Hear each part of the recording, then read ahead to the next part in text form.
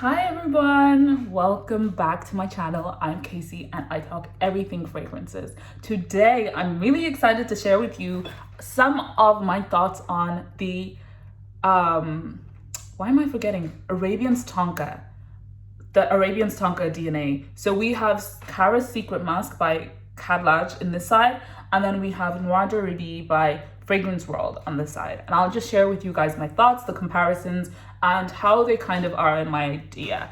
I've already sprayed Secret Musk over here, so I'm actually gonna go in and spray Noir D'Arabie on here and share with you guys my thoughts. So already, like, for me personally, Arabians Tonka has been on my must buy for about a year now. I did have the opportunity of smelling Arabians Tonka and it's beautiful. It's beautiful. At first I was like, if your nose is not well, like, you know, it's not well used to like notes and stuff, immediately I was like, why would I buy this if it smells like Baccarat Rouge? And it's because of that saffron. Honestly, it was because of that saffron note. And I find that sometimes with other notes. And that's why I've been like, I don't know whether I want to buy Baccarat Rouge.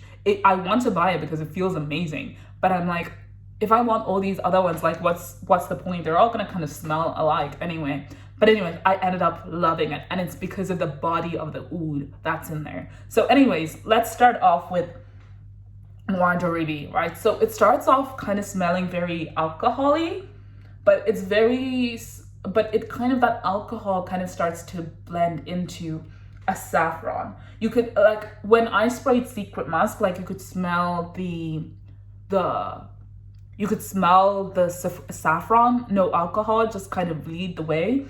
This one takes a little bit for the saffron to lead, but the first thing you do smell is that oud, and it's that same kind of oud that's used in Shagaf oud, you know, that kind of bodied, heavy, that kind of oud. And it smells beautiful because the way the saffron is paired in the Arabian Tonka DNA, it's kind of the same as Baccarat Rouge, where it's like brown sugar. Is it brown sugar or burnt sugar and that saffron together, right? So that's absolutely beautiful. That's one thing I love about this. It has a lot of body and it's rounded, but it's very light. I won't lie to you. I think if this lasted 6 hours, you'd be happy almost. You know, you'll be happy. It does have a little bit of powder, and I wonder if that's the thing that's giving it body. And it does kind of smell kind of fluffy.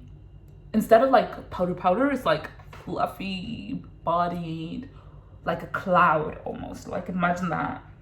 It's sweet, but it does have that sharp beginning. And to be honest, up until now, the saffron is not leading in the way it should be.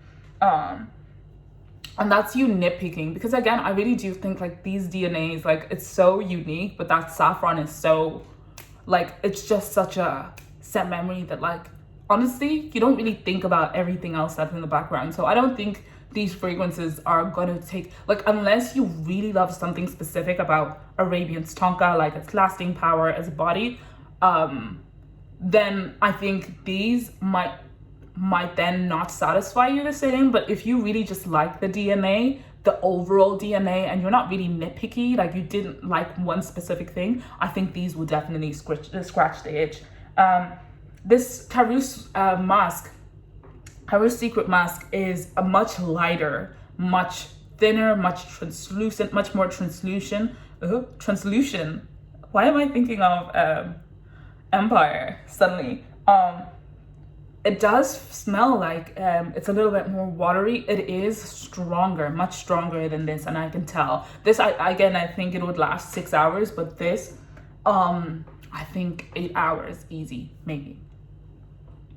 This is more neutral. This one is sweeter and heavier. This, I feel like Karus Secret Musk, I do think like you could wear it any day and night, whereas Noir D'Arabie, you would almost want to wear it in wintertime and nighttime. Like, that's the kind of setting you want. And I think that's the kind of feeling that Arabians Tonka gives anyway. I wouldn't be wearing Arabians Tonka in the summer.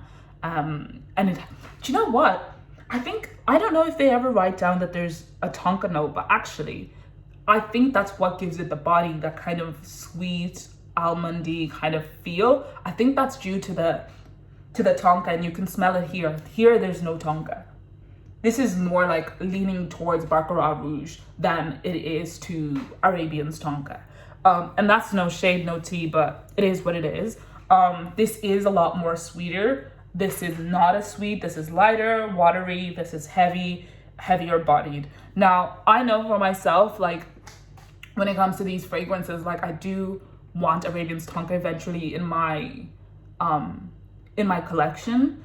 And after sitting down and doing this, I'm kind of like, if I was to buy, because why I like Arabian tonka is that oud that reminds me of shagaf oud, that sweetness, and then that kind of heaviness. I know it's gonna last. So if I was to sacrifice, I think I would rather the body than the longevity, which would mean I would go for Noir D'Arabie. I haven't seen any videos of how it's aged in other people's collections, but I would go for that a little bit more just because that's what I want.